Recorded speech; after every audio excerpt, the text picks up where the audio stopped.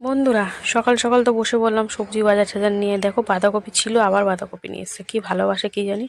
তো আজকে বেগুনটা কাটবো, যদি বাজে হয় ছুঁড়ে ফেলে দেবো বেগুনটা। সেই নিয়েই কথা হচ্ছিল। তারপরে দেখো বাঁধাকপি কাটতে বসে পড়েছে। আর সত্যি বেগুনটা বীজ বড় ছিল, তাও ফেলে ফুলে যে করেছি, কোনো রকম ফেলে দিয়েছিলাম, তাও বেঁচে বসে দিলাম। তো শীষ পালং করলাম আলু বেগুন বড়ি দিয়ে, আর এখানে ভেজ ডাল করে ফেললাম, আর সাথে করলাম বাঁধাকপি আর পাঁপড় ভাজা তো থাকেই। সব রান্নাবান্না কমপ্লিট করে খেতে দিয়ে দিলাম। ভাত, লেবু, শীষ পালংয়ের চচ্চড়ি, ভেজ ডাল, বাঁধাকপির তরকারি নিরামিষ, আর হচ্ছে পাঁপড় ভাজা। তো চলো প্রথমে তো শীষ পালংয়ের চচ্চড়ি দিয়ে সুন্দর করে মেখে চুখে খেয়ে নিচ্ছে, আর বলছে বেশ ভালোই লাগছে। এর ডাঁটাগুলো খেতেও কিন্তু ভীষণ ভালো লাগে। তো তারপরে ছিল এই যে ভেজ ডাল, যেটায় কাজু কিশমিশ আর সবজি ভরে ভরে দেওয়া ছিল।